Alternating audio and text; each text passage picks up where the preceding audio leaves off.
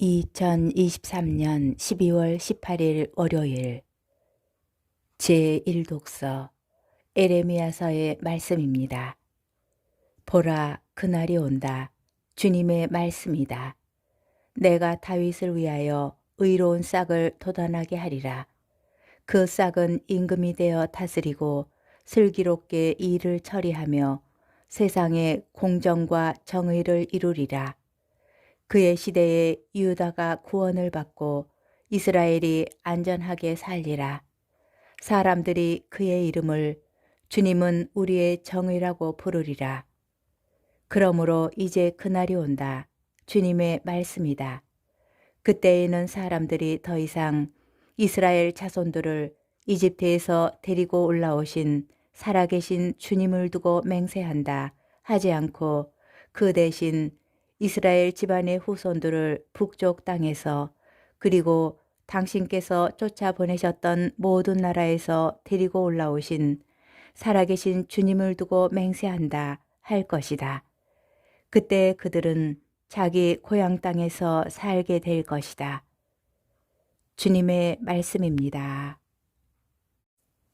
복음, 마테오복음 1장 18절에서 24절의 말씀입니다. 예수 그리스도께서는 이렇게 탄생하셨다. 그분의 어머니 마리아가 요셉과 약혼하였는데 그들이 같이 살기 전에 마리아가 성령으로 말미암아 잉태한 사실이 드러났다. 마리아의 남편 요셉은 의로운 사람이었고 또 마리아의 일을 세상에 드러내고 싶지 않았으므로 남모르게 마리아와 파혼하기로 작정하였다. 요셉이 그렇게 하기로 생각을 굳혔을 때 꿈에 주님의 천사가 말하였다. 다윗의 자손 요셉아, 두려워하지 말고 마리아를 아내로 맞아들여라. 그 몸에 잉태된 아기는 성령으로 말미암은 것이다. 마리아가 아들을 낳으리니 그 이름을 예수라고 하여라. 그분께서 당신 백성을 죄에서 구원하실 것이다. 주님께서 예언자를 통하여 하신 말씀이 이루어지려고 이 모든 일이 일어났다. 곧 보아라, 동정녀가 잉태하여 아들을 낳으리니 그 이름을 임마누엘이라고 하리라 하신 말씀이다.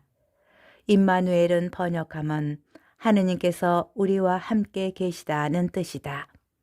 잠에서 깨어난 요셉은 주님의 천사가 명령한 대로 아내를 맞아들였다.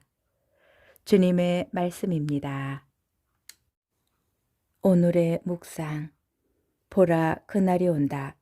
내가 다윗을 위하여 의로운 싹을 돋아나게 하리라. 이 말씀처럼 세상에 공정과 정의를 이루실 분께서 탄생하실 날이 점점 가까이 오고 있습니다. 오늘 복음은 예수님께서 탄생하신 배경을 설명합니다. 중심 인물로 등장하는 요셉의 관점에서 전개되는 이야기인 만큼 그의 입장과 처지는 어떠하였을지 곰곰이 생각하여 봅니다. 자신의 약혼녀와 혼인할 날만을 손꼽아 기다리다가 벼랑간 그가 임신하였다는 청천벽력 같은 소식을 들었을 때 요셉의 마음은 어떠하였을까요? 당황스럽기도 하고 배신감에 분노가 치밀어 올랐을 것입니다. 그래서 곧장 유다인들의 관습에 따라 본인의 억울함을 풀려고 행동할 수도 있었습니다. 심하게는 돌을 던져 그를 죽일 수도 있었고 사람들 앞에서 갖은 모욕과 창피를 주고 나서 멀리 내쫓아 다시는 고향에 발붙이지 못하게 만들어 버릴 수도 있었습니다. 그러나 의로운 사람이었던 요셉은 약혼녀가 공경에 빠지지 않기를 바라는 마음에 남모르게 파혼 절차를 밟으며 이를 수습하려고 합니다. 그런데 꿈에 나타난 주님의 천사, 도무지 이해할 수 없는 명령을 내립니다. 마리아를 그대로 아내로 맞아들이라는 것입니다.